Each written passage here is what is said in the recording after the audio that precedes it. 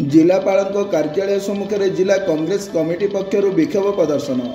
गजपति जिला पालाखुंडी स्थित जिलापाल कार्यालय सम्मुख में आज शुक्रवार दिन जिला कांग्रेस कमिटी पक्षर विक्षोभ प्रदर्शन करा जायछि।